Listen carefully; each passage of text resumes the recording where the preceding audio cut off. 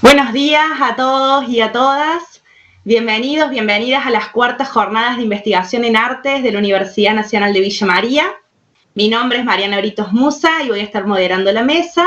Me acompaña mi compañero Ezequiel Infante, que él va a estar atento continuamente al chat de YouTube, así que dejen sus comentarios, sus consultas, así estamos conectados y conectadas con la audiencia. El conversatorio de hoy, que es el último día de nuestra jornada, es el eje 7. Desde, en, a través. Cruces entre enseñanza y artes. Vamos a empezar con la parte 1.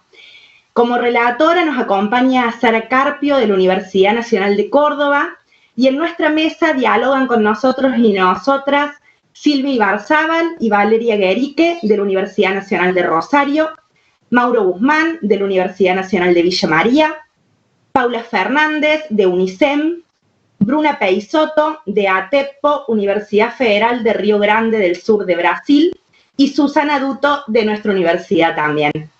Muchas gracias por estar. Dejo la palabra a Sara.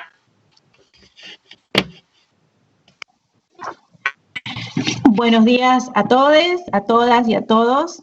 En primer lugar, saludarlas a quienes participan en esta mesa y también en primer lugar agradecer la posibilidad de la organización de esta jornada de investigación para poder estar en contacto a través de esta moderación, que espero sea lo más amena posible para todos los que participamos.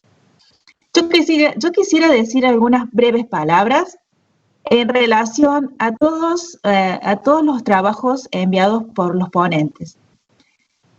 Primero veo una heterogeneidad que puede enriquecer nuestro diálogo, y entre esa heterogeneidad presente en estos cruces entre enseñanza y arte, me gustaría compartir con ustedes algunas nociones expresadas por ustedes mismos en las palabras claves.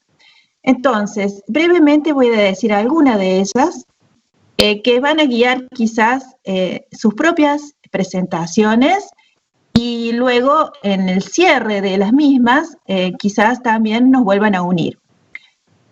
Vamos a ver enfoques desde metodologías empíricas, desconstrucción de marcos conceptuales implícitos, recursos didácticos.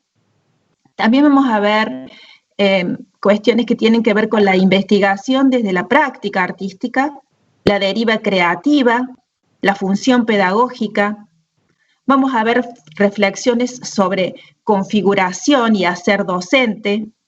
También está presente la literatura como construcción social, la literatura infantil y juvenil, la escritura creativa, y también están otros elementos presentes como el cruce entre educación y cuerpo, la intención de deshacer los sentidos académicos y demás producciones. Bueno, con esta breve introducción, que ha sido una síntesis muy reducida, valga la redundancia, quiero darle presentación a la primera ponente, que Valeria es de la Universidad Nacional de Rosario. Muchas gracias, buen día. Bien, tengan todos muy buen día. Es un inmenso placer para nosotras, para Silvia Ibarzabal y para mí, estar presentes en estas jornadas que son muy queridas a nuestro hacer disciplinar. Deseamos exponer una serie de líneas que tejen un diálogo, una conversación que con Silvia sostenemos y en la que adelantamos no pretendemos ponernos de acuerdo o encontrar una solución a ningún problema. Buscamos enunciar esas líneas para desplegar y desplegarnos un marco flexible y permeable para pensar y pensarnos como ciudadanas universitarias ejerciendo disciplina en particular. Comenzaremos con un cuándo, 2020, pandemia e ineludible virtualidad en los vínculos. La virtualidad se instala como el gatillo que acciona de manera diferenciada la conversación. No olvidemos que según la Real Academia Española, virtual deriva de virtus, poder, facultad, fuerza, virtud. Necesitamos continuar con otro cuándo, retrospectivo, el que se establece entre nosotras las ponentes. Fuimos compañeras de cursada de carrera en la década del 90 del siglo XX, cursando el Plan de Estudios 1985, también conocido como Plan Naranjo, en honor al director de la escuela que llevó adelante el proceso de reforma del plan heredado del periodo de dictadura. Queremos enunciar ahora algunas de las características de ese plan necesarias para señalar la configuración de nuestro domicilio disciplinar. En primer lugar, ese plan incorporó una terminalidad en el ciclo de orientación que se denominó teoría y crítica, pero era abordada como un taller. Además, la de una materia, TAE, taller de arte experimental, que como contenido mínimo establecía que se trataría de un taller de integración de todas las asignaturas de un mismo curso, y en él sería posible intentar todas las experiencias individuales y de conjunto que definan la libre expresión de los integrantes de cada uno de los niveles. Y también la persistente presencia a lo largo de los contenidos mínimos de todas las asignaturas de esta serie de conceptos, problemáticas, procesos, proyectos. Silvia y yo volvemos a ponernos en diálogo a partir de 2015. Luego de un largo periodo de desvinculación nos encontramos compartiendo tareas de gestión académica en la Escuela de Bellas Artes de Rosario. Y hoy nos encuentra esta gestión participando en una escuela de dimensiones considerables en una situación extraña. Es preciso entonces y en este momento asumir la conversación en tono diferenciado a partir de tres ejes que se tejen, tres líneas que estarían dibujando un marco. En primer término, una condición ineludible, la virtualidad, hacia la conformación de un modo de estar, lo más poderoso, productivo, virtuoso que logremos. Segundo, la participación como ciudadanas universitarias de un Plan 85 que conformó un domicilio disciplinar que consideramos potente y potenciante. En tercer lugar, la participación hoy en tareas de gestión en la misma institución en la que nos formamos. Expuesto este marco, podemos señalar la serie de preguntas que emergen de este diálogo. La Escuela de Bellas Artes presenta hoy una estructura. ¿Cuál es la genealogía que condensa en ella? Es decir, ¿cómo se ha reconfigurado esta estructura? Señalamos algunas precisiones respecto a lo que acabo de decir y expongo que cuando pensamos y debatimos en torno de estructura nos referimos a, cito definición, disposición o modo de estar relacionadas las distintas partes de un conjunto. Y cuando lo hacemos respecto de configuración, cito definición, decimos disposición de las partes que componen una cosa y le dan su forma y sus propiedades. Entonces, desde este estar disponibles proponemos esas líneas. 1.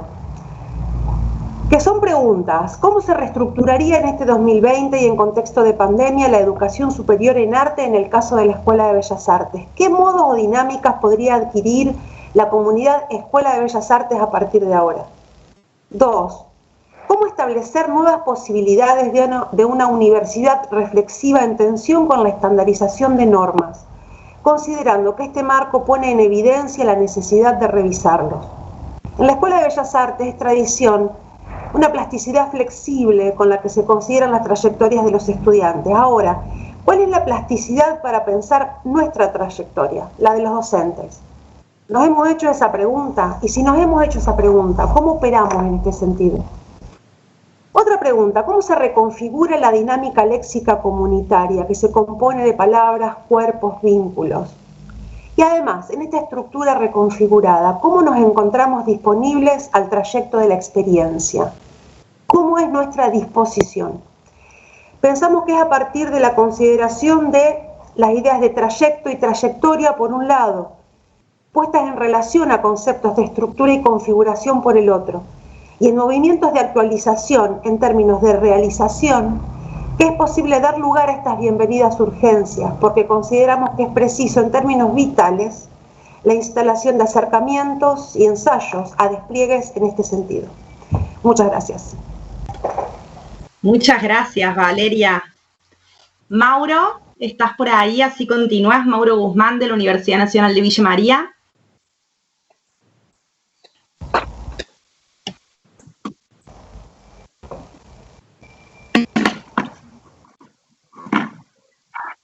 Ahí está, ¿se me escucha? ¿Sí? Sí, sí. Ahí se me escucha, bárbaro. Buenos días, ¿cómo les va? Sí, ¿continúo nomás? Adelante, bueno, adelante. Perfecto, muchas gracias. Bueno, buenos días para todos.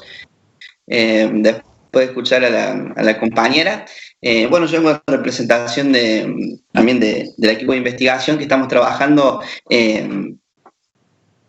Yo digo siempre que es como una casa, nuestro equipo de investigación, que tiene varias ventanas, ¿no?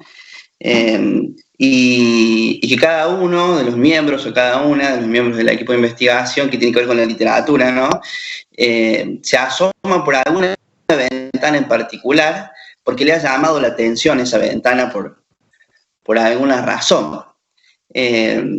Como entiendo yo, supongo yo que en estos espacios viene bien citar a pensadores o citar lo que otros han dicho, ¿no? Y para apoyar, les quiero contar que, y acá abro comillas, dicen que Santa Teresa cura a los enamorados.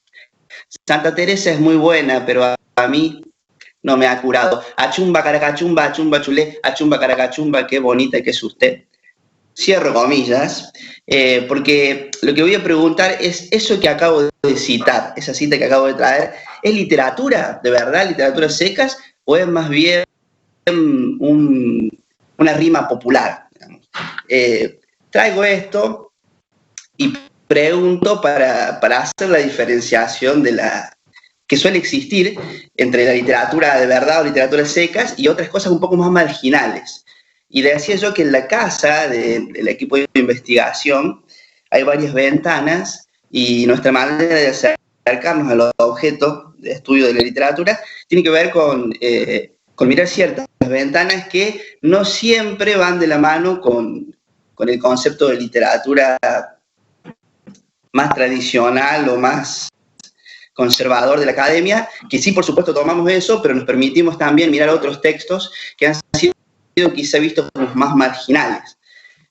No estamos con un concepto de literatura preconcebido, donde, bueno, hay ciertos textos en el mundo ya hechos que son la literatura y hay que ir a ellos para analizarlos y de ellos obtener la esencia de la literatura, sino que creemos que la literatura se va construyendo socialmente, históricamente, políticamente, y en esa búsqueda, en esa construcción nos atrevemos a mirar textos que están más en los márgenes. No es que hayamos inventado eso nosotros y nuestro equipo de investigación, pero sí, por supuesto, que nos adherimos a ese tipo de mirada, que claro, es estética, pero obviamente también es política, porque nos hace pensar que la literatura es un derecho, ¿no? Acceder a la lectura, al disfrute de la literatura, a la conversación sobre la literatura, y preguntarnos qué es la literatura, quién la escribe, quién la produce, quién la vende, quién la lee, quién la puede disfrutar, quién puede escribir a partir de la literatura. Bueno, todas esas cuestiones nos interesan y está surcado todo eso, por supuesto, por nuestro trayecto académico en todos los casos, pero también, y acá entraría la ventana por la que cada miembro del equipo mira a la literatura, pero también está atravesado por nuestros recorridos laborales, que son diversos. Por supuesto, hay algunos miembros, algunas compañeras y profes que están directamente trabajando en la universidad, en la escuela secundaria, pero al mismo tiempo están trabajando en proyectos de alfabetización, por ejemplo, o en espacios no formales. Y en mi caso en particular, que tiene que ver con mi investigación y con la ventana que yo miro, en mi caso en particular, yo estoy trabajando mucho tiempo en espacios no formales, con talleres de escritura creativa, por ejemplo, talleres de narración oral, en algunos casos con niños, en otro caso con adultos, en otro caso con adultos mayores, y a veces sí me llaman de escuelas, de instituciones escolares, digamos, formales, pero ahí me llaman para ir a hacer una actividad en particular, y todo eso lo nombro porque esta actividad real de trabajo que yo voy haciendo, igual que mis compañeras, ha afectado de alguna manera nuestro modo de entender la literatura, ¿sí? No es que la comprensión de la literatura, como les decía, estaba allí en el aire, en un concepto teórico, y nos adherimos a eso y vamos predicando eso, sino que vamos dejando que el hacer nos transforme nuestro modo de entender la literatura, a la vez que la literatura nos transforme a nosotros, y después, bueno, eso aparece en nuestras prácticas y en nuestro modo de entender la literatura. Y por supuesto que creemos que la literatura nos hace cosas, nos transforma, por eso estamos acá, digamos, si no, no sería, tendría poco interés, digamos, y nuestro deseo se acercaría poco a la literatura si no nos transformara, si no pensáramos que no es lo mismo que un texto te atraviese a que ese texto no te atraviese, digamos, que realmente nos hace cosas la literatura. Y entonces hablábamos de las ventanas, ¿no? Y me voy acercando al tipo de investigación que hago yo para contarles eso. Hablábamos de las ventanas y quisiera, para ya que traje el tema de las ventanas, Maurito, que pensemos acerca de las ventanas. Disculpa, ¿me escuchás? Te queda un minuto, perdón.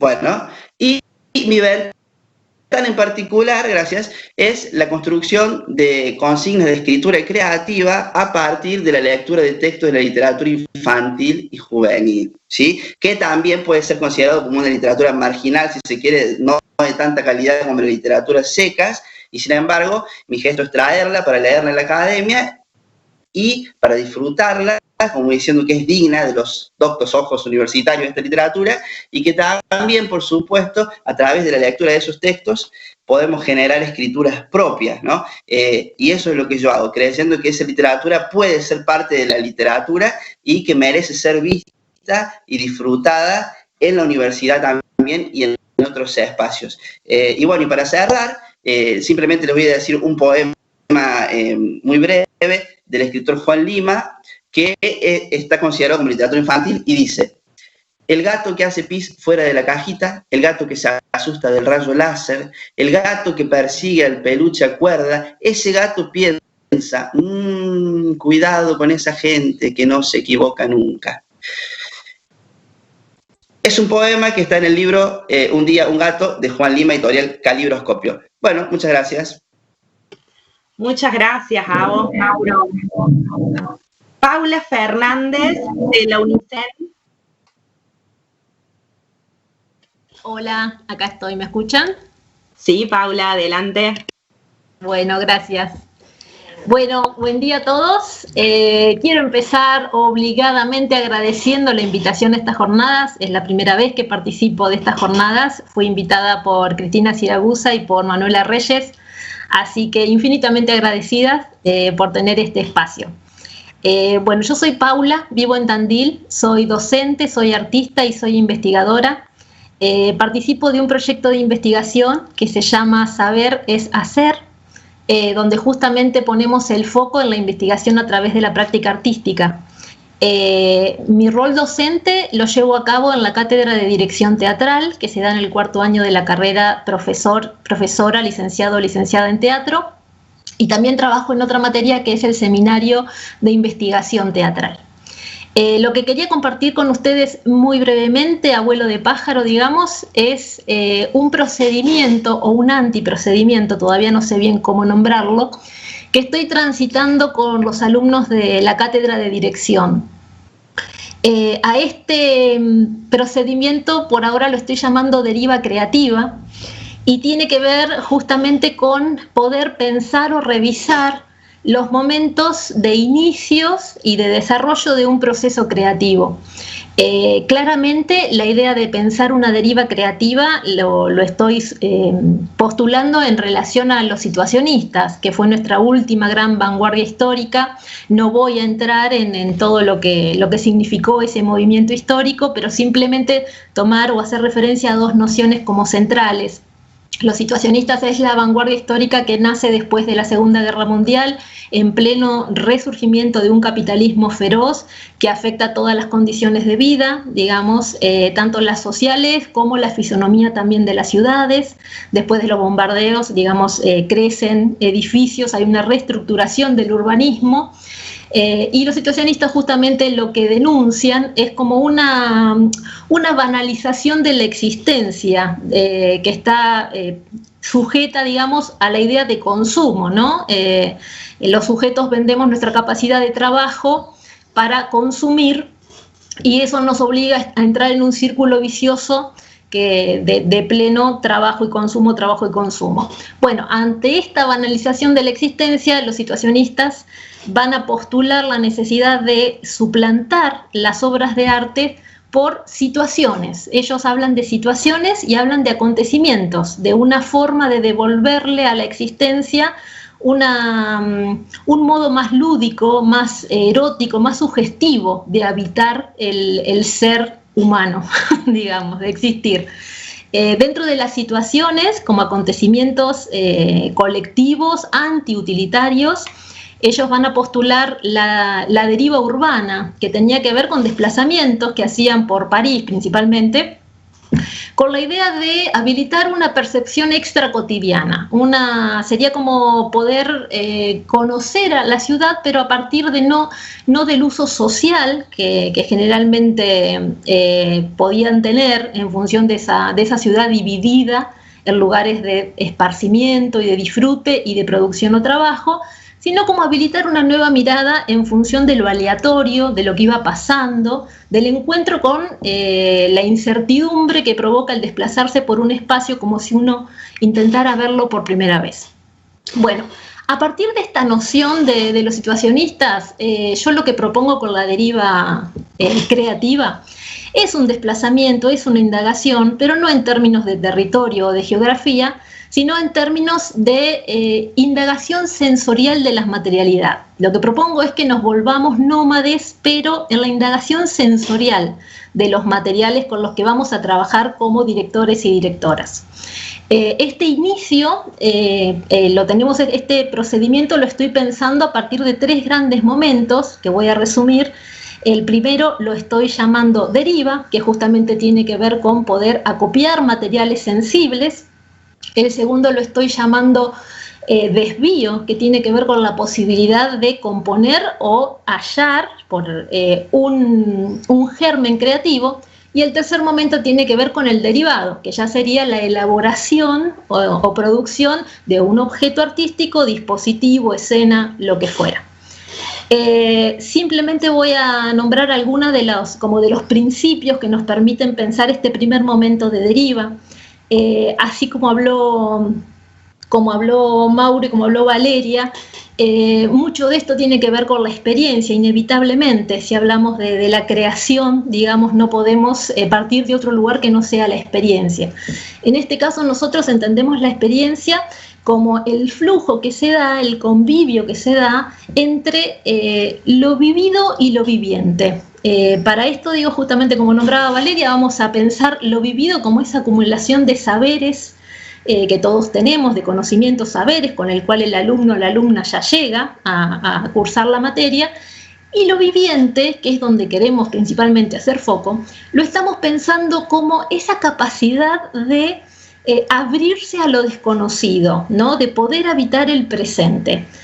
Para esto nos vamos a basar en una investigadora mexicana que es Didan Weekend, que ella justamente lo que toma de la palabra experiencia es esa que lo familiariza con la idea de pericoloso, del peligro. Entender también la relación con lo vivo como una apuesta hacia lo peligroso, lo riesgoso, ¿no? Que implica asumir la incertidumbre de que estamos vivos, ni más ni menos. A partir de esa experiencia hay otro factor. Paula, te queda un minuto, te aviso. Perfecto, redondeo. A partir de esa experiencia hay otro factor fundamental para nosotros que tiene que ver con el deseo. Todas estas revisiones que hacemos, lo que intentan hacer es como desarticular modos de pensar y de hacer en relación al fenómeno de la creación. Cuando hablamos de una actualización del deseo, por llamarlo de alguna manera, lo que estamos intentando es que los estudiantes y las estudiantes se puedan correr de entender al deseo o se puedan correr de la ansiedad de generar obra o de dar respuestas a determinadas problemáticas creativas y puedan asumir la experiencia del deseo como una vivencia en sí mismo, no como algo que hay que resolver, sino como algo que es necesario vivenciar, experimentar. Bueno, estos momentos lo vamos a postular, este primer momento, partir de una primera conmoción y después abrirnos en resonancias, indagando en distintos materiales. Bueno, es más largo el procedimiento y no quiero quitarle tiempo a la ponencista que sigue, así que muchísimas gracias. Muchas gracias, Paula. Bruna Peixoto, de la Universidad Federal de Río Grande, del sur de Brasil, ¿escuchamos? Bruna, ¿estás? Tenés el micrófono silenciado, Bruna. Esperamos un ratito y si no, continuamos con Coqui Duto. Bueno, Coqui, Susana Duto de la Universidad Nacional de Villa María, le escuchamos a ella y después volvemos con Bruna.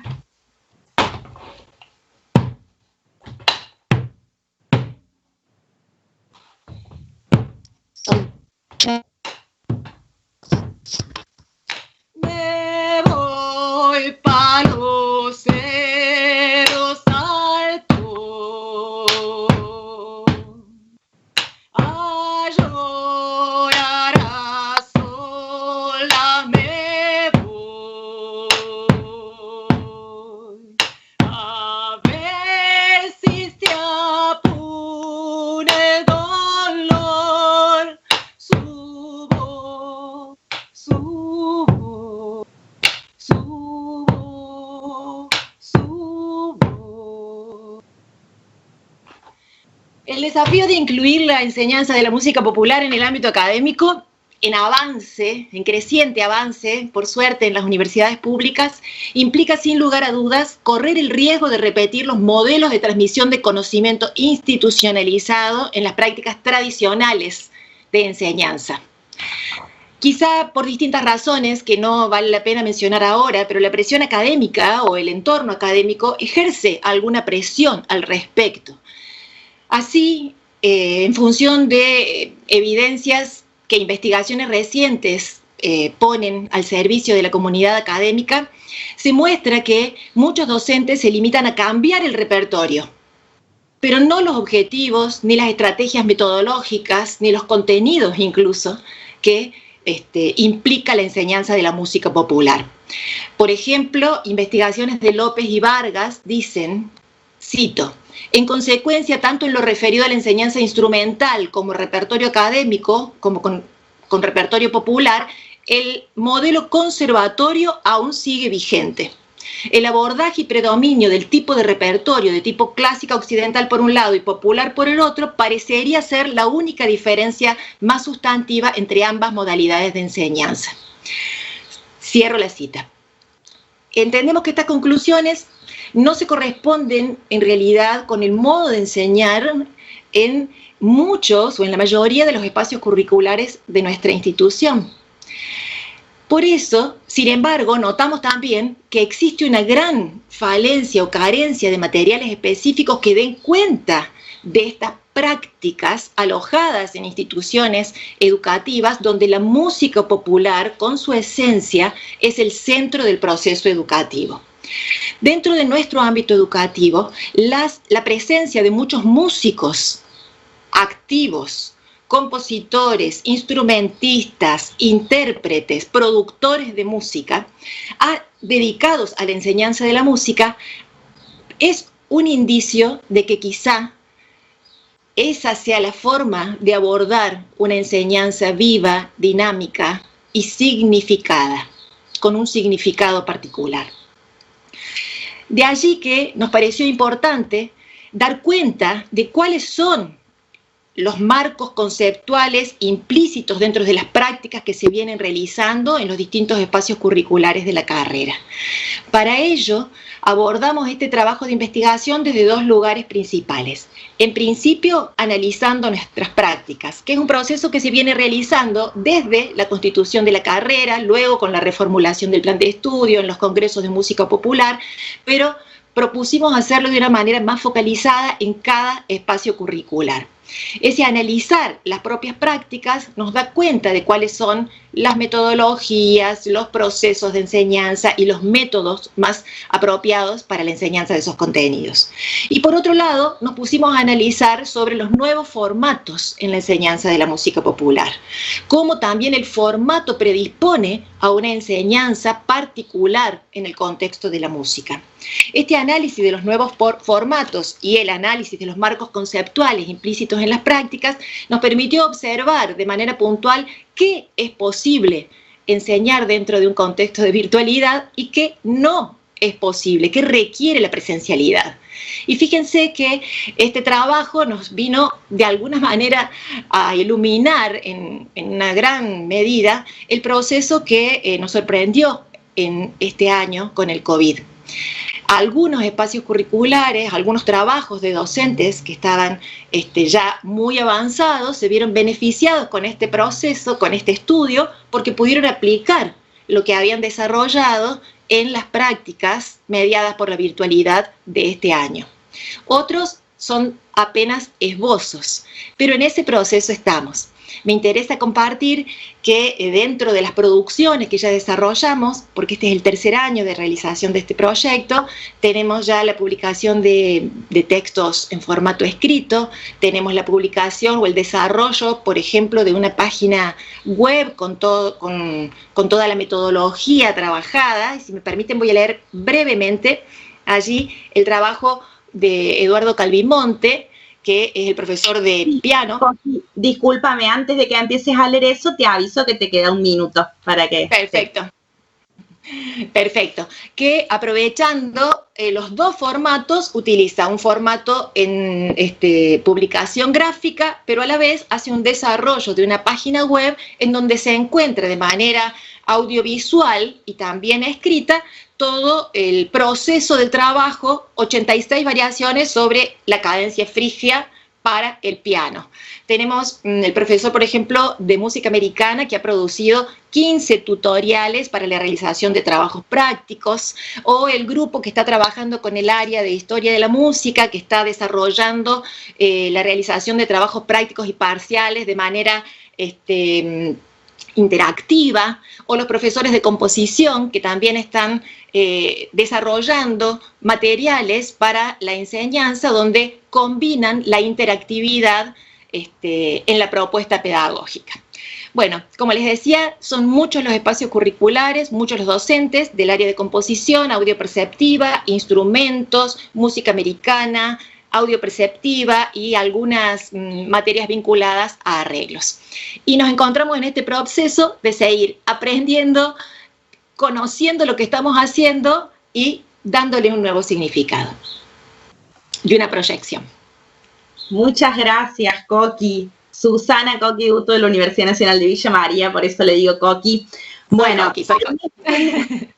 Ahí estoy hablando con Bruna por WhatsApp, está con problemas de conexión, pero me gustaría que intentemos, Bruna, aunque sea si te podemos escuchar, aunque no te veamos, para poder escuchar tu ponencia, porque estamos como muy ansiosos y ansiosas por escucharte. Intentamos y si no, bueno, continuamos.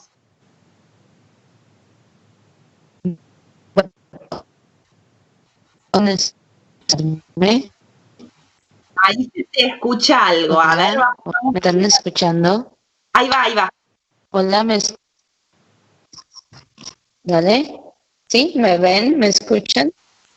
Dale. Buenos días. Quería agradecerles la invitación.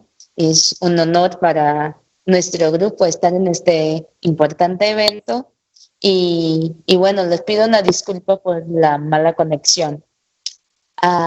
Estoy representando en este momento todo mi grupo, somos muchos estudiantes, muchos lectores que leen y escriben juntos. Y de hecho lo que hacemos es sobre todo asumir este lugar de múltiples voces que atraviesan una lectura que está todo el tiempo permeada por acontecimientos, por cuestiones literarias, por la ficción, por la fotografía, por elementos verbales y no verbales que hacen parte de nosotros, de esto lo que llamamos de infraordinario, con PFEC. Y bueno, nuestro trabajo es sobre todo marcar una posición poética en la academia. Sin duda lo que hacemos es investigación, ¿no? Es investigación académica, pero trabajamos sobre un camino un poco distinto de lo tradicional académico, ¿no? Trabajamos con literatura, con fotografía, con collages, trabajamos con distintas artes, ¿no? Para hacer nuestros trabajos. Yo, a mi modo, hago una tesis de maestría que es se llama el Manifiesto Fractal, y es algo que con el apoyo de Mariana Moseta lo hago multimodalmente, y eso tiene mucho que ver con nuestra forma de leer y de crear con la vida y con la academia y con todo lo que hacemos, ¿no? Y trabajamos desde el punto de vista de la filosofía de la diferencia. Entonces es un poco una mezcla de muchas cosas al mismo tiempo, ¿no? Es un texto donde se trabaja múltiples géneros, donde se trabajan múltiples formas de manifestación de arte. Y bueno, estas interrupciones es que nos apoyan en una fabulación, en una invención, en creaciones distintas que mezclan teorías y ficción. Y bueno, es el pensamiento del grupo ATECO, ¿sí? A abrirse para múltiples posibilidades. Y bueno, en este conjunto de voces con los cuales trabajamos y hacemos bonitos trabajos con eso. Gracias a todos y es una gran felicidad oírlos.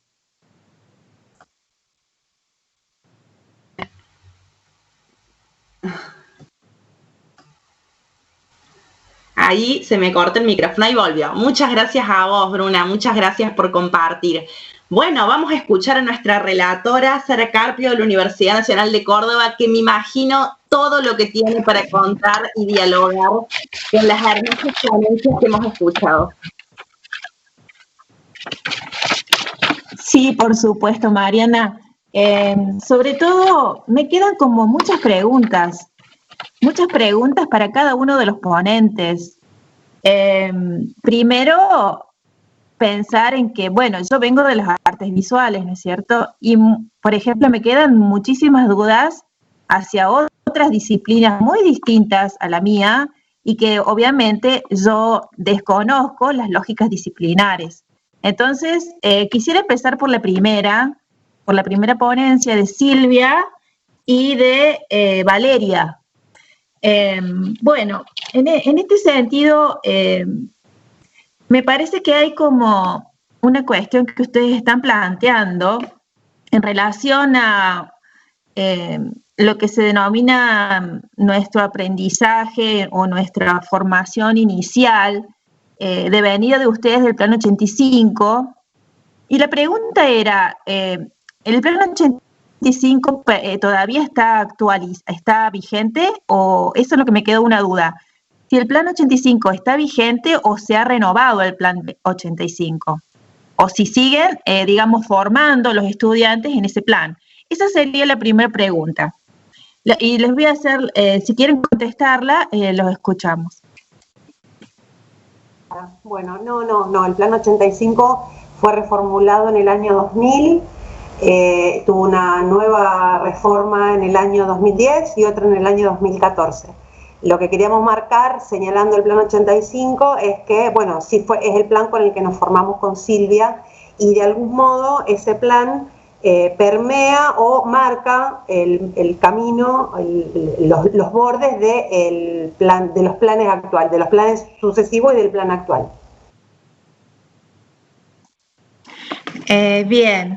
Bien, con respecto, entonces, me parece que lo que ahora entraría en tensión con respecto a los diversos trayectos formativos, ya sea de ustedes o ya sea los nuevos trayectos formativos, en esta situación de aislamiento social y de inclusión necesaria de la virtualidad, me parece que el planteo de ustedes estaría dado por esta necesaria revisión de estos formatos curriculares existentes.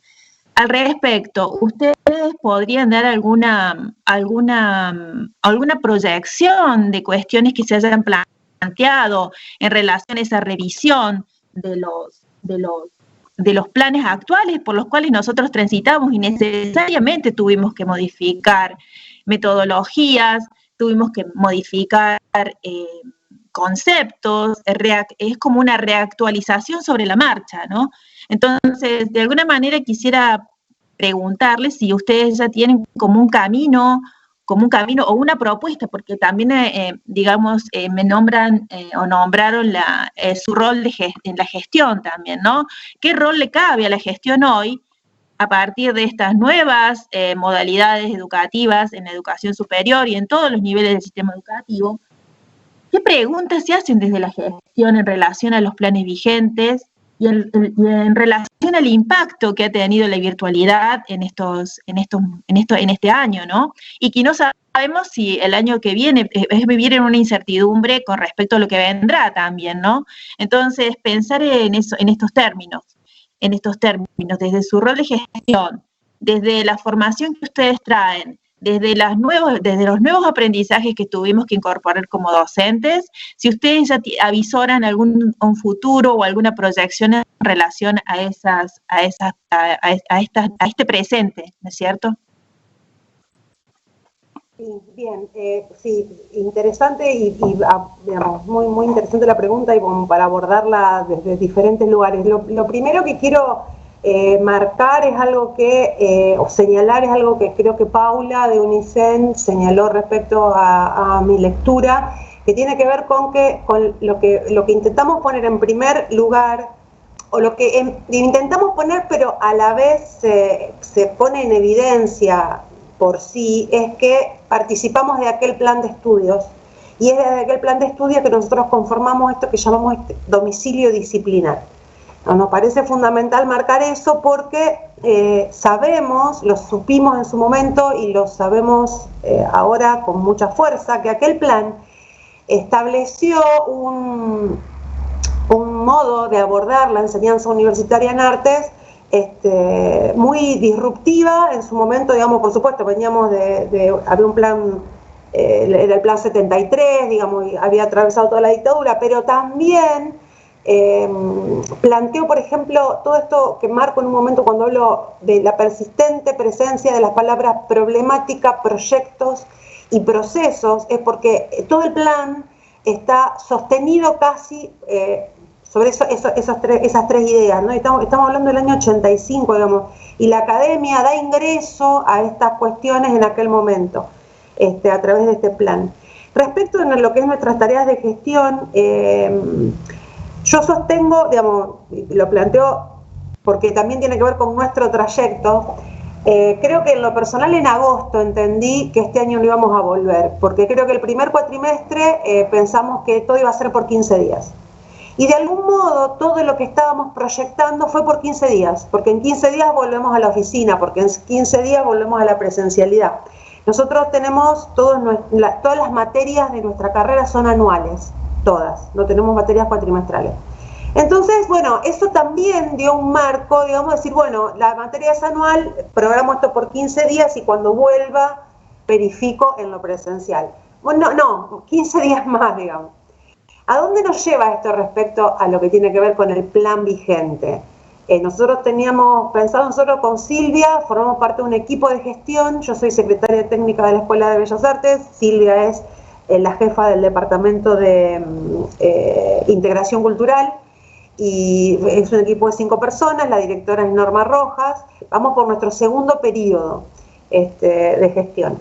Y bueno, ya en este momento, les acabo de decir, el último plan aprobado es de 2014, por supuesto que ese plan tiene que ser revisado, y estábamos pensando para este momento estar en proceso de revisión de plan, cosa que la pandemia impidió, pero lo que digamos, no impide llevarlo adelante a los modos en los que lo habíamos proyectado, pero no creo que impida la posibilidad de ponerlo en discusión y en diálogo colectivo.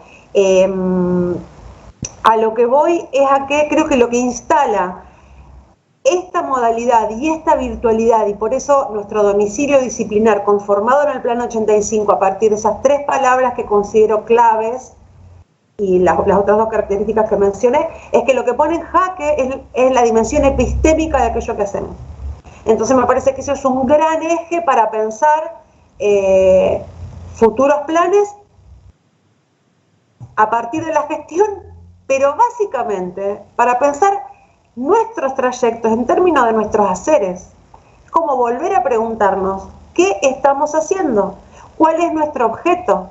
Y realmente, cuando nosotros planteamos en el título de nuestra propuesta de conversación reflexiones urgentes, se nos ocurre urgente en términos vitales y con felicidad que podamos pensar esto, digamos. No, con lo angustiante y lo denso de la situación, en un punto, anclado en el reconocimiento de cierto privilegio en nuestra posición, encaramos esta tarea con felicidad, y esa urgencia nos genera esa felicidad. No sé, Sara, Silvia, si querés agregar algo. Querría agregar, digamos, que la propuesta que tenemos es en función de ponernos en disposición de la reflexión, que es lo que vemos que se perdió en el Plan 85.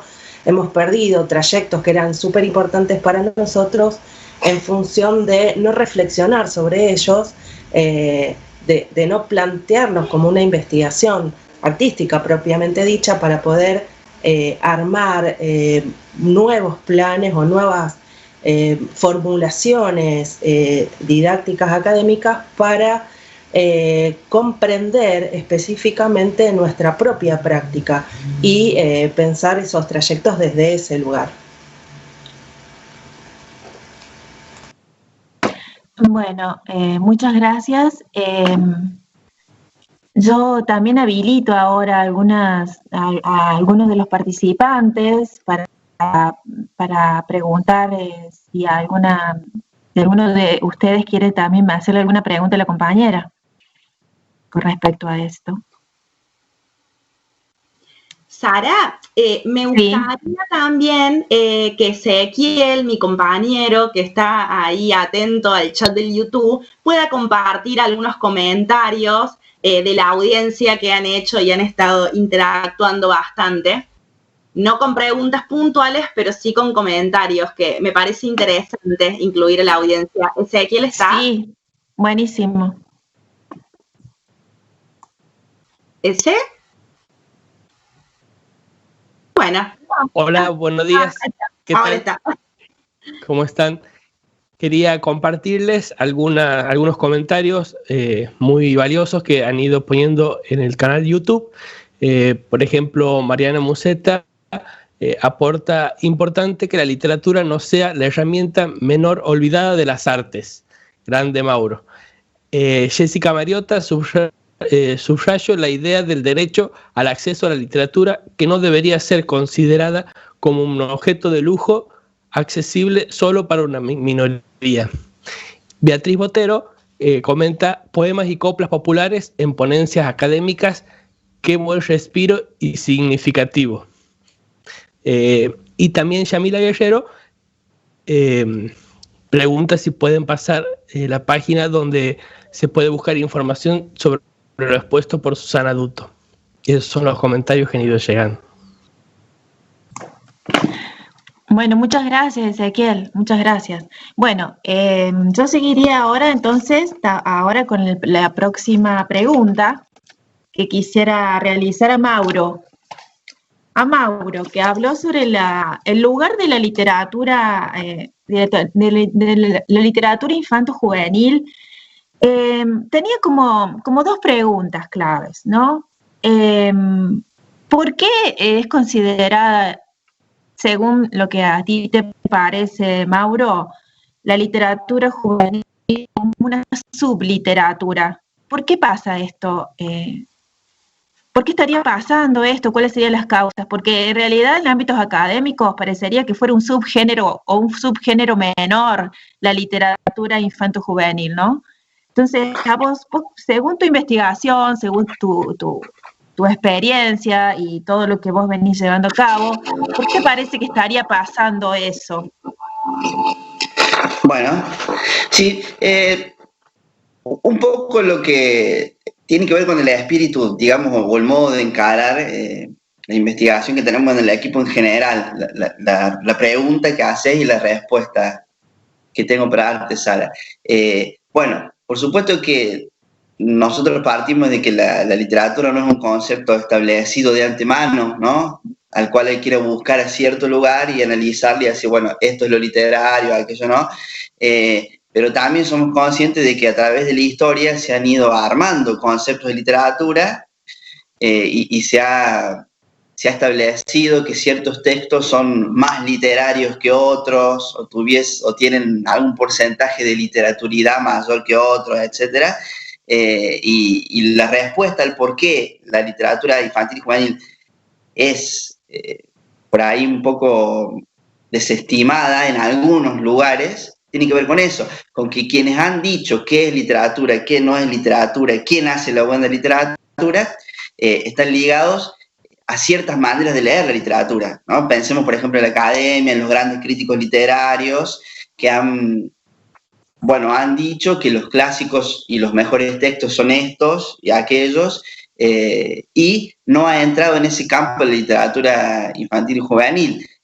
No porque en sí misma sea mejor o peor que otra literatura, sino porque le han dado ese lugar quienes tienen el poder, digamos, y la legitimación para estar, bueno, en los lugares, en las instituciones y demás. Sin embargo, si nosotros pensamos la literatura como una construcción social y pensamos que la literatura es un derecho, que todos podemos acceder a leer literatura, en realidad hablar de la literatura infantil y juvenil en la universidad es una apuesta interesante, porque sobre todo si lo pensamos también desde el derecho al acceso, ¿no? Porque sin dejar de pensar en la calidad estética. Hay una idea de María Teresa Andrueto que es que la buena literatura infantil se trata de textos que también pueden leer los niños. Entonces, partamos de ahí, ¿no? No es que algo, porque puede ser leído por un niño, no puede ser disfrutado por un adulto. Sí. Justamente esto me parece que hay una relación directa con una estratificación menor a todo lo que sea de las infancias, ¿no? O de las juventudes en ámbitos académicos, como que pareciera que eso fuera de menor valor en relación a una calidad más literaria, como vos decís, ¿no? Entonces, me parece que va de la mano con a quién va dirigida los textos literarios. Si están dirigidos a los niños, a las infancias, a las juventudes, tiene como un valor diferente a lo que va supuestamente dirigido hacia los adultos, ¿no? Entonces... Sí, digo, qué interesante esto que estás diciendo, esta mirada, porque entonces tendría que ver no tanto con el texto en sí, sino con el lector, hacia el que va. Entonces, de pronto, pensándolo como lo estás preguntando vos, Sara, de repente un lector adulto sería más valioso que un lector niño, por ejemplo, ¿no? Por supuesto que eso nos hace repensar como sociedad el concepto de infancia que tenemos. Es decir, cuán importante como ser humano, por decirlo así, es un niño, o las personas pasan a ser importantes o pasan a ser lectores, hechos y derechos después de los 16 años, por ejemplo, o en agosto o sea, cuando hace 16 años y 8 meses que estás en el planeta Tierra, entonces sí son más importantes y ya la universidad te puede tener en cuenta, cuando en realidad muchos estudios desde el psicoanálisis, desde la neurociencia, desde la pedagogía, etcétera, han demostrado que desde la panza los bebés, por decirlo así, un niño cuando está en la panza, ya está leyendo el mundo, porque está leyendo la voz de su madre, porque que le canta, que le habla, porque, ¿no? Y después nace y empieza a leer el mundo y en algún momento además entra a leer los libros, y además esos lectores adultos, que son lectores más importantes, pensándolo así, ¿no? En algún momento fueron niños, y nosotros para poder ser lectores adultos, me parece que hay un recorrido vital que tiene que ver con la familia, con la escuela, con el Estado, que nos va construyendo como lectores, ¿no? Pensar la lectura como un camino que se transita desde los deseos de los padres o la madre o quien fuere que esté a cargo de que su hijo sea lector, por ejemplo, ¿no? Y que le cante nanas, y que le lea poemas, y que haga el juego de la ronda, y que le cuente cuentos. Yo creo que el niño también es un lector del mundo y por lo tanto le podemos acercar los libros y ahí entra el tema del derecho. Sí. Mauro, perdón, discúlpame, pero vos sabés que no puedo quedarme callando de todo esto que está aportando, que es súper valioso. Vos sabés que mi actividad artística está vinculada a la infancia y entonces, bueno, comparto plenamente ese punto de vista y me venía a la mente una frase de un querido amigo, Luis Pesetti, que decía: pensar que la música para la infancia o la literatura para la infancia es un arte menor es como pensar que el pediatra es un médico que no llegó a ser médico para adultos. Entonces se dedica a trabajar con los chicos, con la infancia, porque no le da para ser un médico de adultos, ¿no? Y entonces esa comparación me parece que es de lo más gráfico, de lo más gráfica, digamos, y que permite poner en evidencia que por el contrario requiere hasta de una especialización y un trabajo sumamente delicado y cuidadoso, porque como decía Lelutier, casi se podría decir que son seres humanos. En algún momento se decía eso, ¿no es cierto? Pero ya claramente sabemos que no es así. Completamente de acuerdo con lo que estás diciendo, completamente de acuerdo. Y quiero trasladar esta pregunta a... Bueno, también me encanta Lelutier y me encanta Pesetti, y sí, está buenísimo. Ojalá todos los niños lo conozcan. Pero digo, esta pregunta quisiera devolver la pregunta. Lo pregunto hacia las artes visuales, porque vos que me hiciste la pregunta, estás venir en las artes visuales.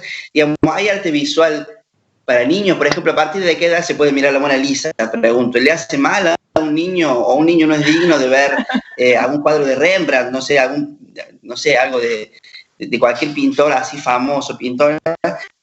De repente, a partir de cierta edad, tenés... Sí.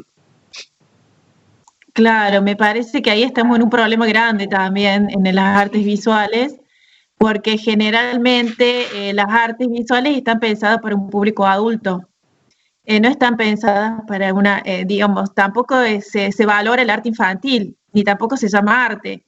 De alguna manera me parece que ahí entramos en cuestiones más que tienen que ver con el mercado, ¿no? Con aquello que se consume y que puede ser adquirido por los adultos y solo por ellos, y ellos lo pueden comprar. ¿No es cierto? El niño no puede comprar arte, no vamos a dirigir arte para niños, no, eso está en otro campo, ¿no? Ahora, me parece que justamente el arte para niños en las artes visuales no estaría teniendo un lugar, porque no estarían siendo ellos los que consumen el arte, ¿no? O son capaces de adquirir algún objeto artístico desde las artes visuales. Cuando vos hablabas de literatura infantil, yo pensaba, lo primero que se me vino a mí a la mente es los libros álbumes. Entonces, es un terreno bellísimo, hermosísimo, en donde compartimos campo, en realidad, entre la literatura y la imagen, en donde la imagen adquiere un rol protagónico.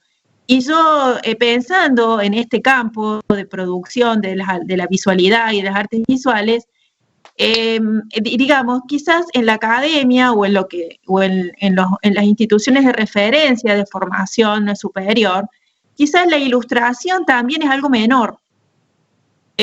Por lo menos en la institución en donde yo de alguna manera soy egresada y trabajo en esa institución, digamos, si bien la ilustración y todo lo que tenga que ver con lo infantil, tampoco es valorado. Entonces, hay que hacer como un esfuerzo. Si bien hay tesinas o trabajos finales que tienen, digamos, la producción basada en la ilustración y que son muy buenos y que tienen que estar muy bien fundamentados, en el trayecto formativo de la institución Facultad de Artes no hay lugar para este tipo de producciones. A nivel curricular estoy hablando, ¿no? Entonces, no aparece en la currícula la posibilidad de la ilustración, ya sea la ilustración dirigida a cualquier público, ¿no? Ya sea en este caso el público infantil. Entonces estamos viendo que ya desde los ámbitos de formación, de donde salen los egresados y que luego quizás son los que de alguna manera se dedican a ilustrar los libros infantiles, no hay una posibilidad real para su formación dentro de la currícula. He sabido de ilustradoras muy reconocidas de nuestro medio que hicieron sí el trayecto académico, pero luego rompieron con ese aprendizaje para realizar lo que realmente querían, que eran ser ilustradoras de libros infantiles. Entonces, bueno, aquí, digamos, me parece que hay una constante, ¿no?, en todas las ponencias o lo que han venido ustedes desarrollando a lo largo de esta mesa, es como esta necesidad de incluir lo que no está incluido, de revisar lo que se está haciendo a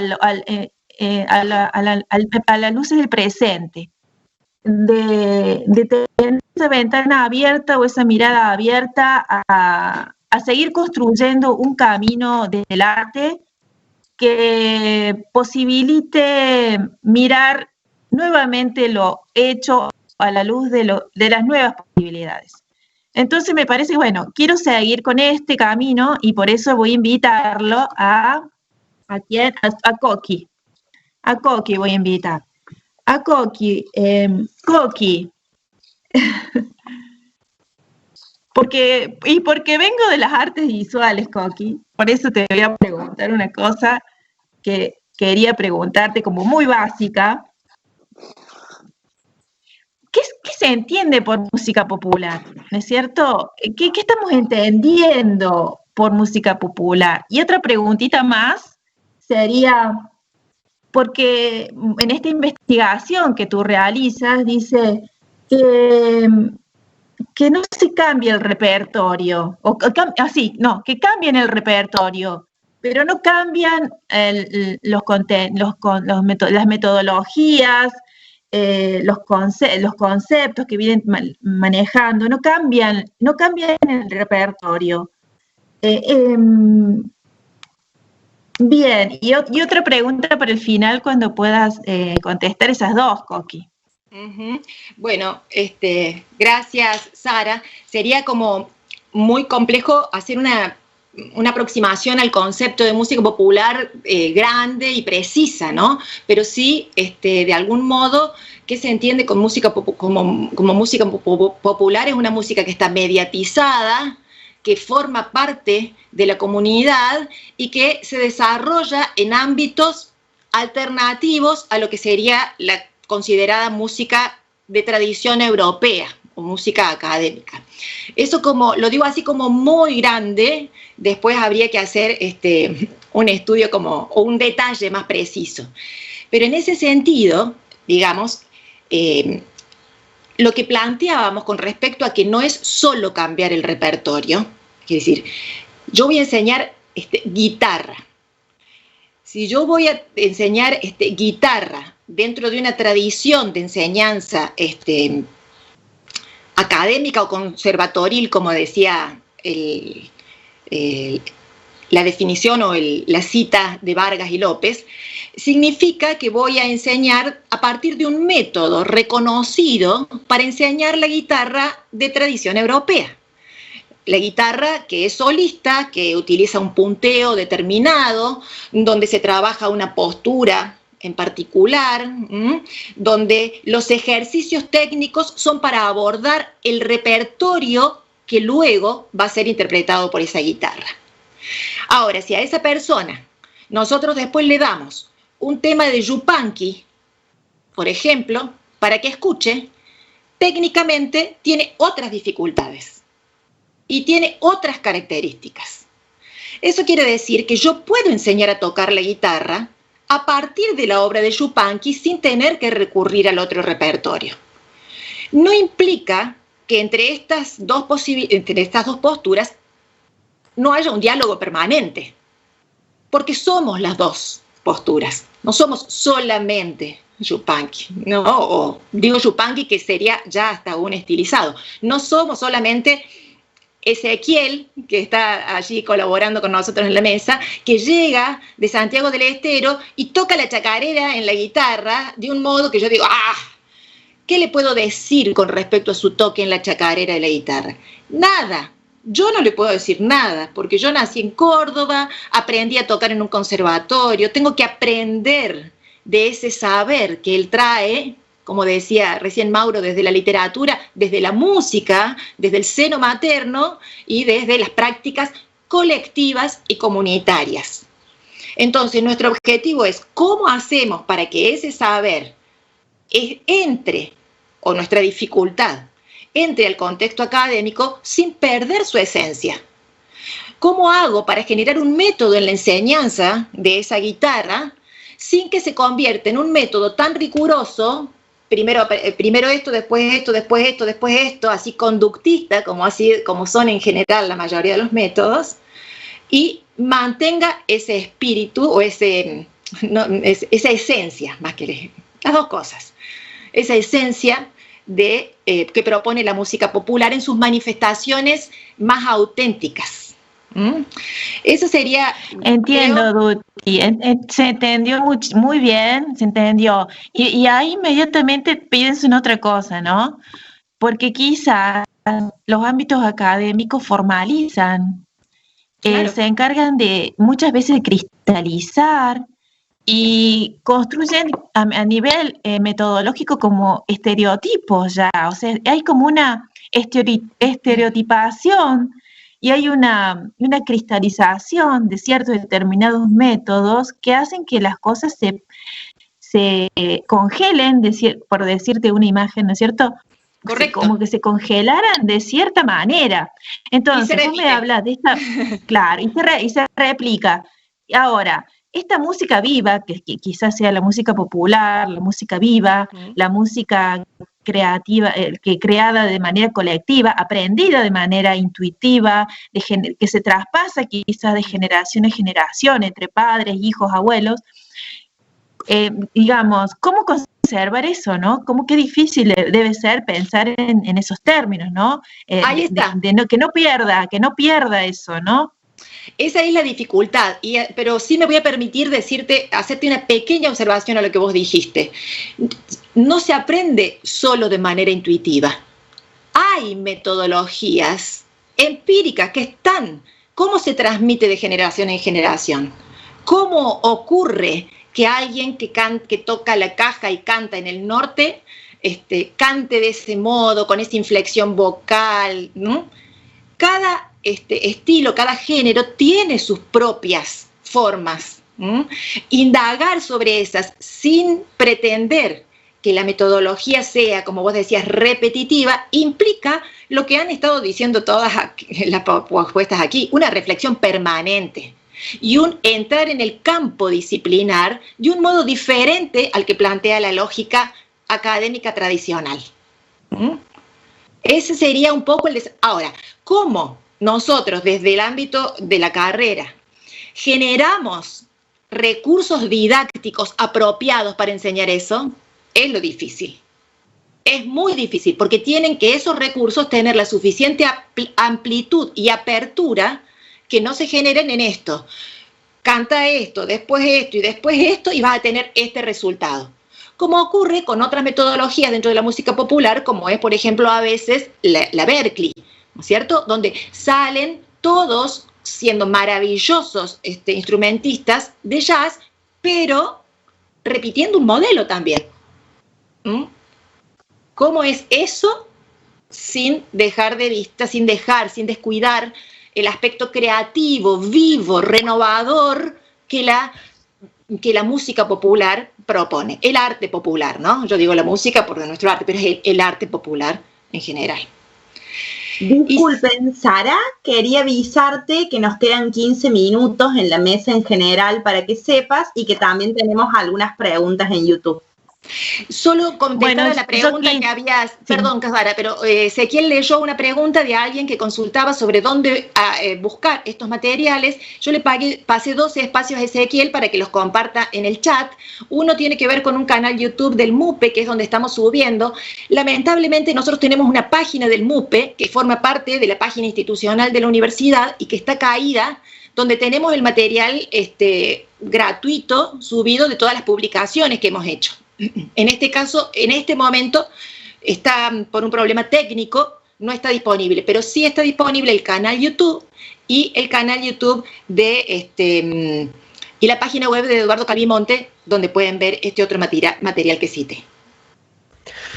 Bueno, voy a decir algunas preguntas que han surgido a través del YouTube, del comentario de YouTube, que una es una pregunta para Coqui, aprovechando que estamos con la expositora Coqui Dutto, que es, la pregunta es hecha por Adriana Miranda para Coqui. En estos procesos de enseñanza, pregunta, ¿podrías contarnos cómo se presentan los procesos de evaluación?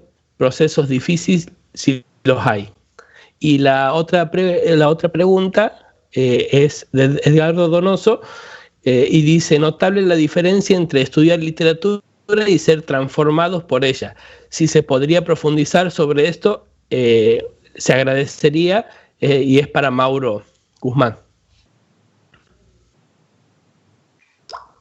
Bueno, si quieren simplemente para cerrar por ahí, Adriana, es bien complejo la parte de la evaluación, claramente. Nosotros permanentemente procuramos una evaluación procesual, de proceso, no una evaluación definitiva, donde uno va observando el desarrollo y la evolución, digamos, dentro de los contenidos que se pretenden. Sin embargo, siempre también hay una evaluación cuantitativa que está exigida por el ámbito institucional, ¿no es cierto? Y en esa evaluación cuantitativa lo que uno hace es sopesar, digamos, dentro de los objetivos que nos proponemos como espacio curricular, cuáles serían los mínimos indispensables, sabiendo que en el camino del desarrollo del espacio curricular uno va también teniendo la apertura de respetar estos procesos personales que son necesarios. Pero es un tema muy complejo.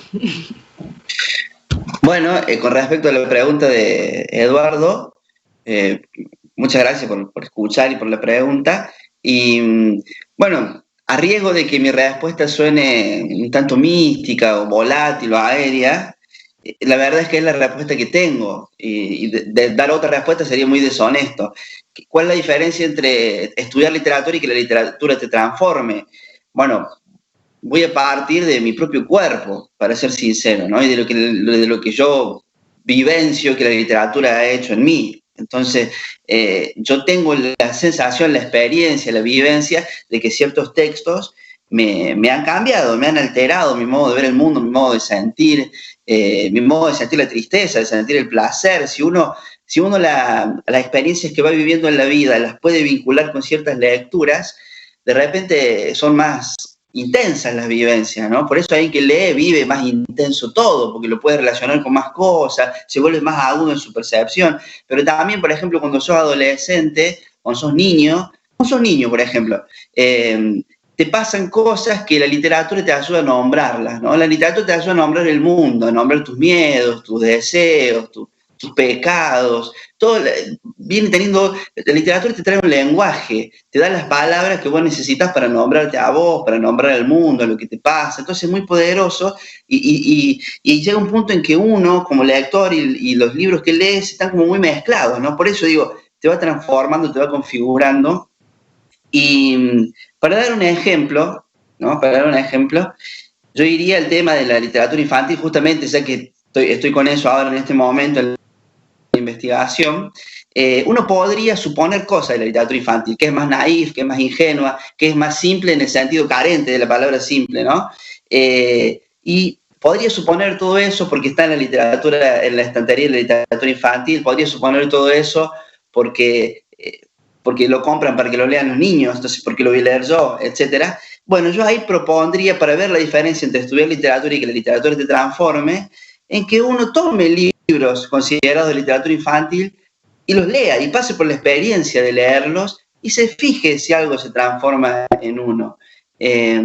Por supuesto que pensar todo esto es una cuestión estética, una cuestión individual, personal, pero también sigue siendo siempre política, porque si uno considera que la literatura te transforma, entonces hay responsabilidad de los docentes, del Estado, de dar lugar a que haya espacios donde esté la literatura.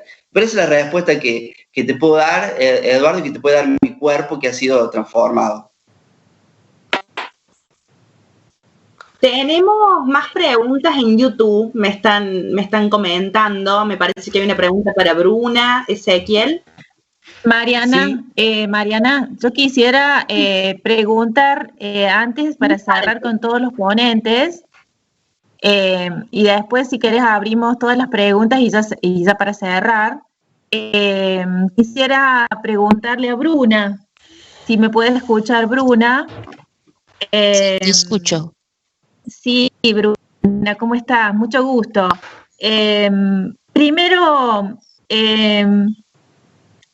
si tienen ustedes algún abordaje en relación a lo poético, ¿qué están entendiendo por poético, no? Si tienes alguna breve definición o una breve aproximación acerca de ese término, que es tan amplio, ¿no? ¿Qué estamos entendiendo por poético? Y después, de alguna manera, otra preguntita que quisiera hacerte es, ¿cómo es la recepción de esta mirada, de esta perspectiva del abordaje de lo poético en el arte, en cuestiones más estructuradas como lo académico, como la academia, ¿no? ¿Cómo es la recepción de la academia desde el abordaje poético?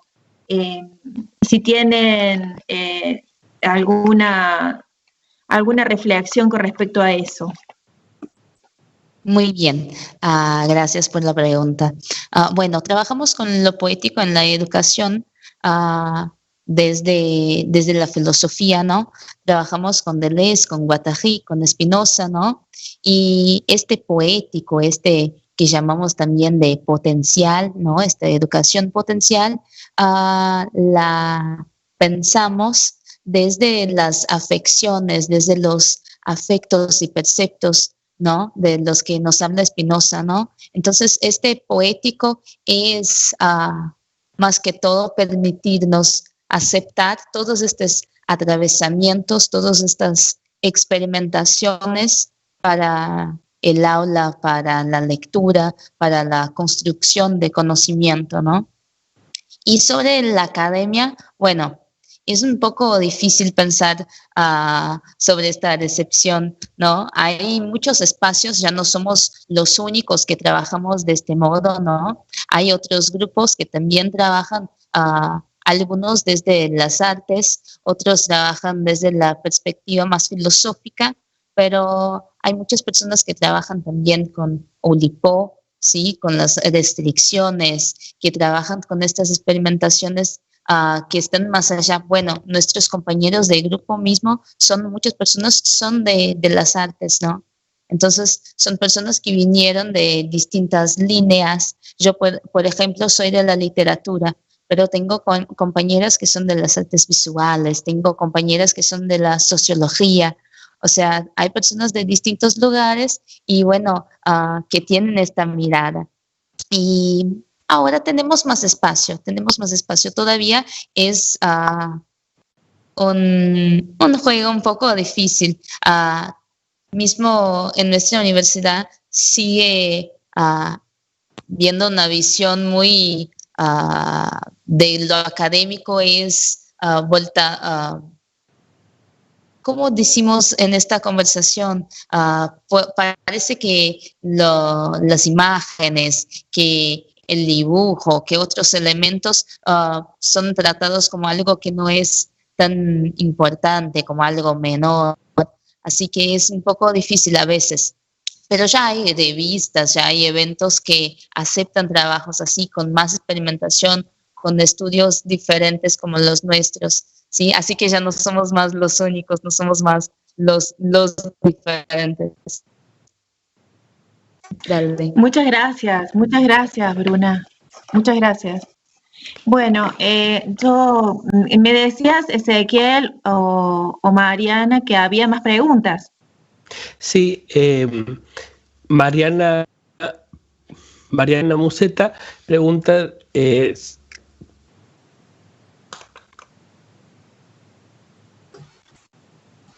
te silenció, Ezequiel. Perdón. Mariana Museta pregunta si se puede contar más sobre el proyecto Adepto. Para Bruna. Muy bien. Sí, puedo. Bueno, nuestro proyecto ya tiene como 3 años, ¿sí? Y fue una creación a partir de las ideas del grupo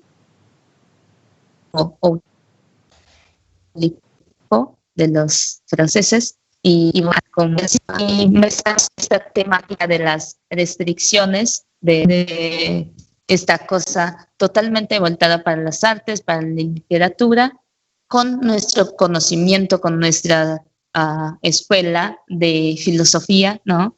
Y la idea del ATEPO es reunir a muchos estudiantes en este taller para trabajar distintas visiones sobre esta educación, que es una educación poética, una educación de afirmación de la vida, de una existencia poética.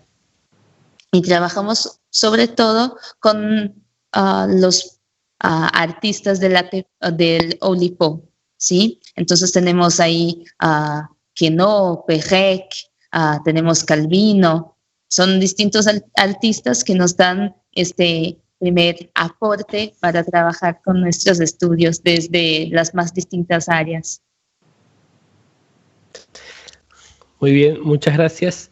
Y Cristina Siragusa pregunta si se podría ampliar un poco más sobre la deriva y su implementación para Paula.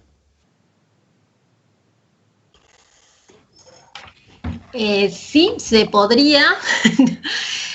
Por ahí voy a tratar de sintetizar un poquito más.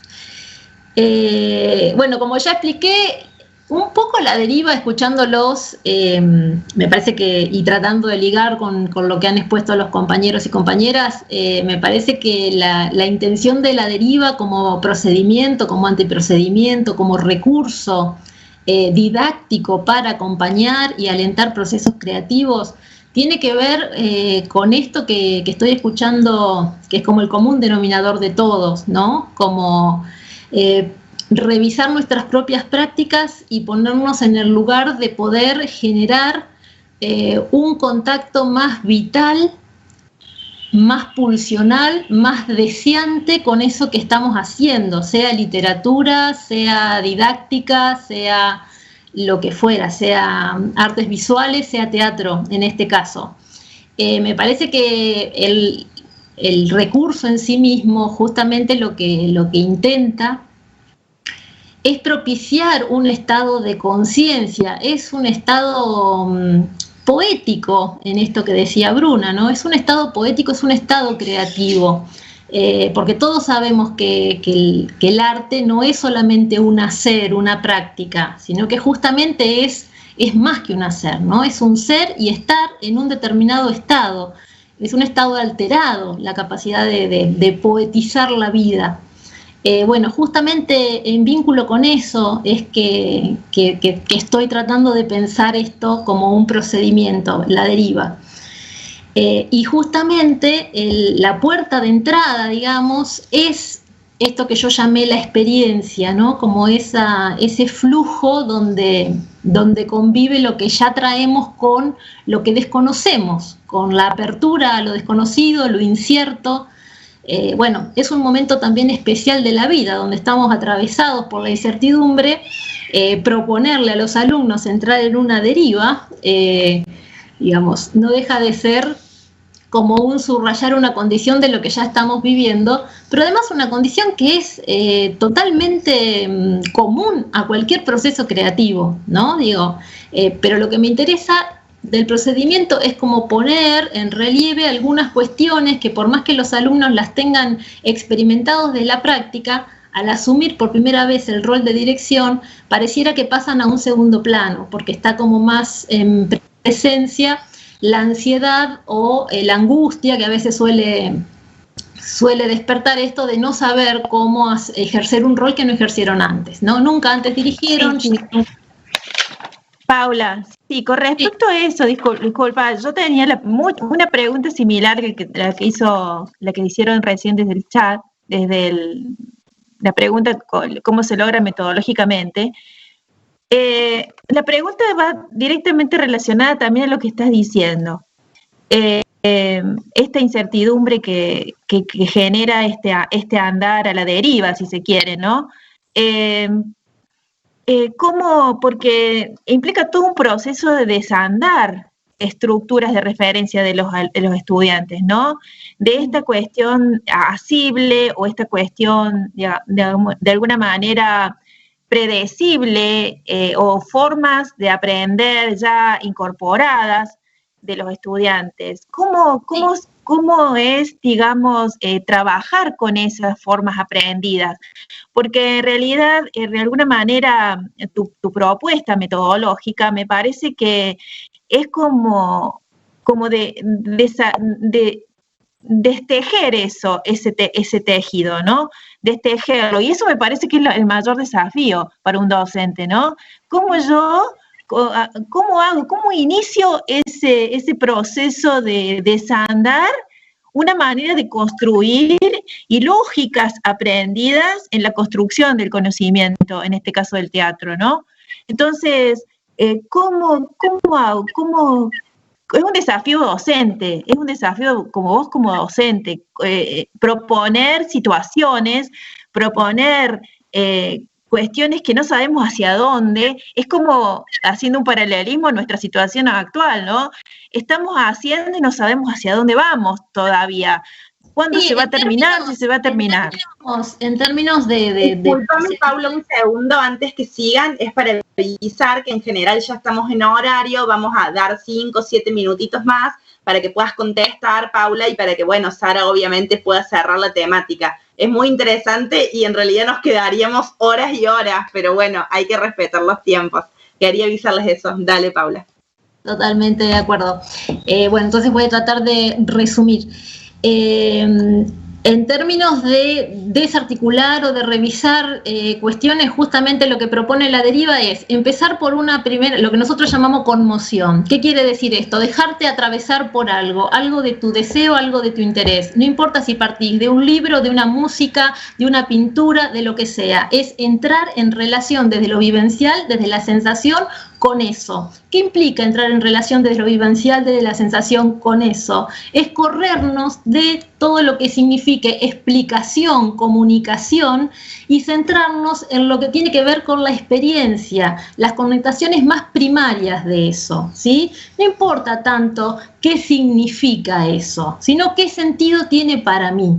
Y la idea de trabajar con el sentido es ampliar ese sentido y traducirlo en resonancias. Estamos pensando la resonancia como la capacidad que tenemos los seres humanos de ser afectados por el mundo, sea lo que fuera, una persona, un objeto, una materialidad, y poder replicar eso, plasmar eso en términos de alguna resonancia material. Entonces, lo que hacemos con los alumnos es, partimos de esa primera conmoción, de eso que detectaron como algo de su interés y de su deseo, y les proponemos que apliquen, que ejerciten resonancias a partir de palabras, acciones o materialidades. La idea de esta restricción en términos generales, de que elijan uno de esos 3 medios para poder trabajar esta sensación, justamente tiene que ver con poder habilitar una primera vía de materialización de lo sensible. Una segunda instancia de esta indagación sensorial tiene que ver con empezar a generar dispositivos más complejos, en los cuales las palabras, las acciones y las materialidades empiezan a relacionarse y empiezan a interactuar por combinación, ¿sí? Entonces, eso es una primera movida para lograr, no sé si es desarticular la palabra, pero sí para que revisemos y revise cada uno de ellos cuáles son como sus familiaridades, cuáles son los lugares más comunes, los tránsitos más conocidos que tienen en relación al hacer artístico, ¿sí? Esta primera indagación sensorial, por ejemplo, también nos sirve de diagnóstico. Proponerle a un alumno que resuene, que transforme, que materialice algo del orden de lo sensorial a través de estas posibilidades, la palabra, las acciones o la materialidad, sirve para ver cuáles son los ámbitos en los que cada uno o cada una mejor se maneja. La persona que se lleva muy bien con la palabra, con la literatura, inmediatamente elige eso como recurso, ¿sí? Entonces digo, palabra en términos poéticos, en términos de información, en términos de lo que sea. Bueno, esa materialidad, lo que vamos a hacer como segundo paso es pedirle que resuene con otra posibilidad, que transforme eso en términos de acción, que indague eso en términos de acciones, ya sea experimentales o, por ejemplo, performáticas, ¿sí? Una vez que hizo eso, le vamos a pedir que, por favor, lo transforme en términos de materialidad. Bueno, es empezar a indagar en las texturas, en los volúmenes, es empezar a jugar con otras posibilidades expresivas. Esto, digo, no es nada nuevo para la creación. Lo que estamos haciendo es obligarlos de alguna manera o invitarlos a incurrir en el derroche y en la diversidad.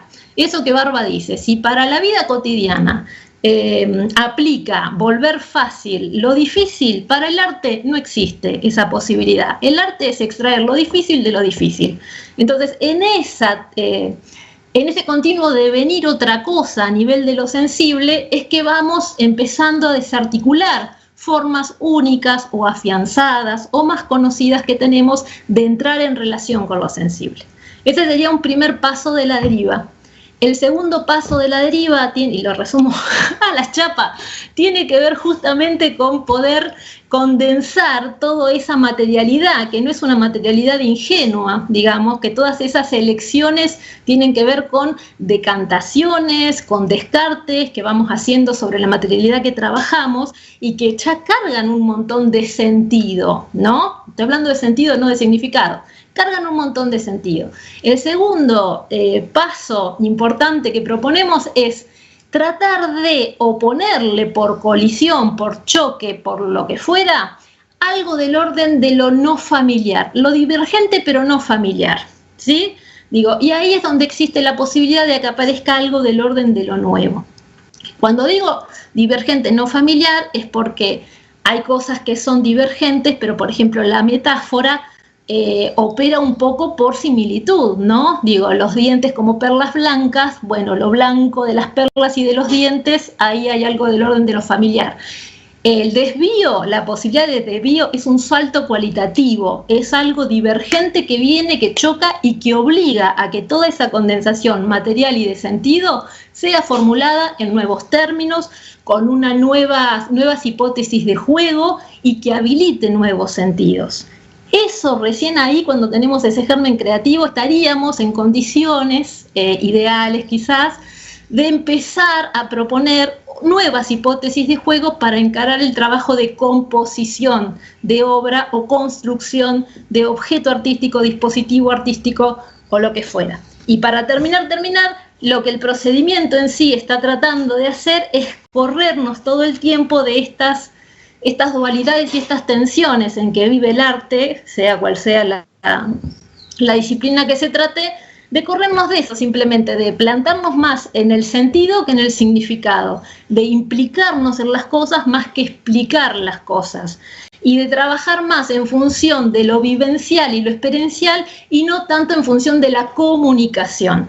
Digo, esos serían como los ejes que a nivel didáctico nos interesa a través de este procedimiento, que es más grande y más complejo, apuntalar.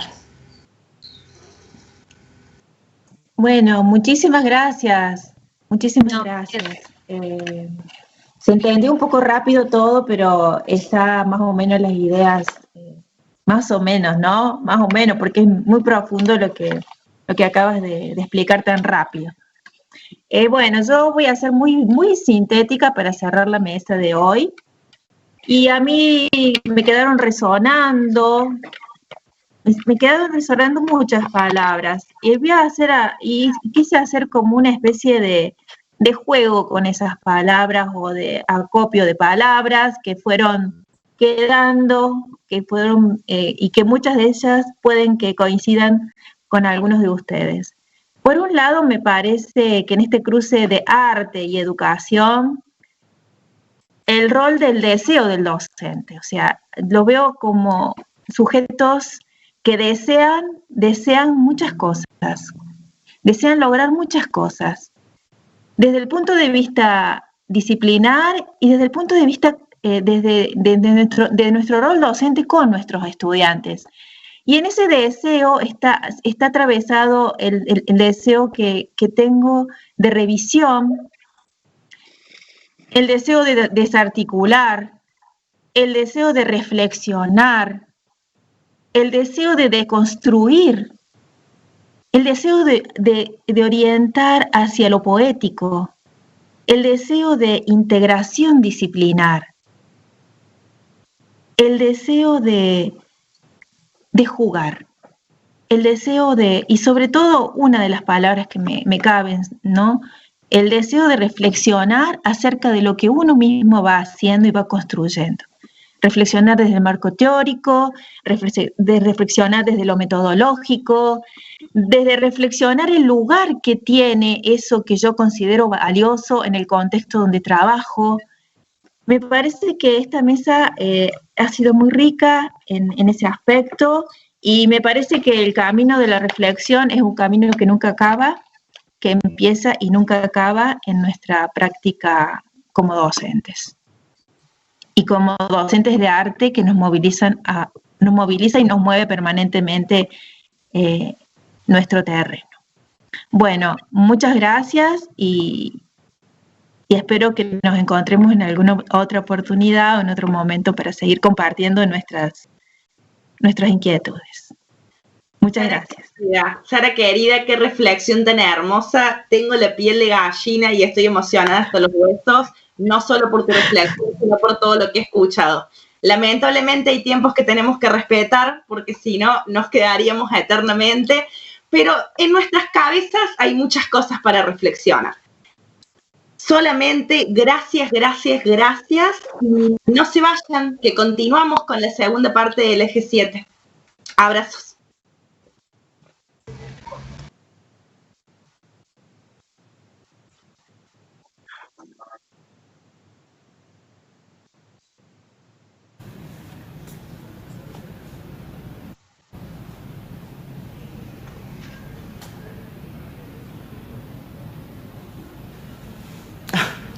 Qué bueno que vinieron, porque les quería contar un cuento. ¿Listos? ¿Listas? ¿Empiezo? Bueno, abran las orejas y el corazón. Dice que el príncipe de cabellos dorados y la princesa de cabellos dorados vivían en la torre más alta del castillo.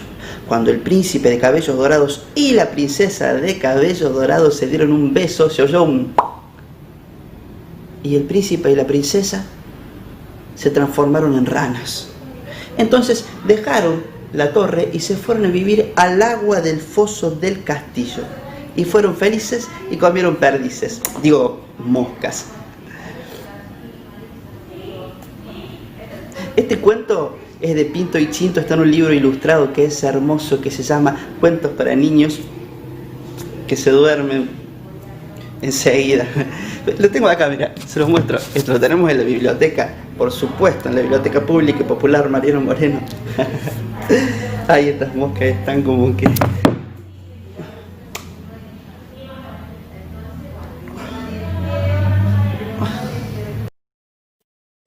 Hola, soy Mauro y te cuento que la poeta Edith Vera llevaba una flor en el pelo, los labios pintados, y cuentan que hablaba con un aire sugerente y mágico.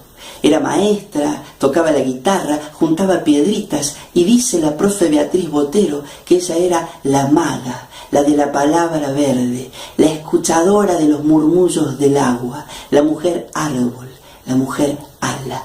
Escribió algunos libros, como Las dos naranjas, escrito y dibujado por ella, y que tiene un poema que dice: por el pueblo ha pasado el vendedor de números, vendió un 5 pequeño a su lado y un 2 tan grande que parecía un 3.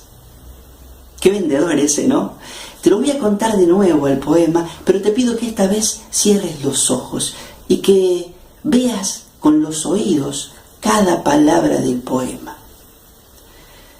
Por el pueblo ha pasado el vendedor de números, vendió un 5 pequeño a su lado y un 2 tan grande que parecía un 3.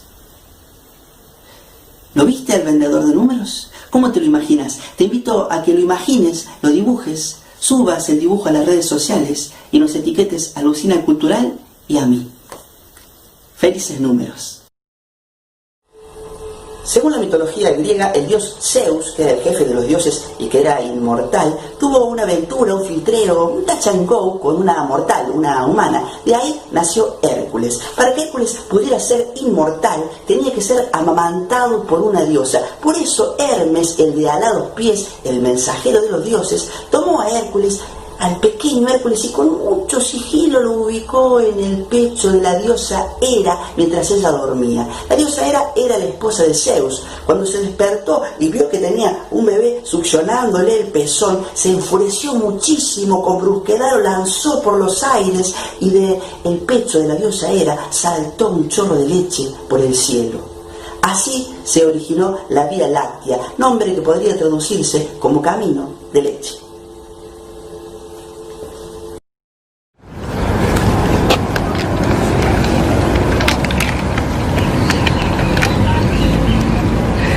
Atención, atención, atención, se vende el alma más barata del barrio. Atención, atención. Almas que han librado batallas increíbles, incalculables. Almas que han ido por la vida, corriendo, agachándose, escapando, huyendo, pero que nunca, pero nunca se toparon con vos. Esas almas te estamos vendiendo, las almas que nadie ha visto caminar por el subnivel, las almas que todos quieren esconder, el alma que cada quien tiene adentro de sí mismo, pero no se anima a mirar. Esa es el alma que te estamos vendiendo. Vení, vení, vení porque es barata, vení porque está de oferta, vení porque falta poco, muy poco, para el apocalipsis del amor. Se acercan tiempos difíciles. Amar es urgente. Amar es urgente. Te estamos invitando a que aproveches la oferta mundial y cosmocultural de la Vía Láctea.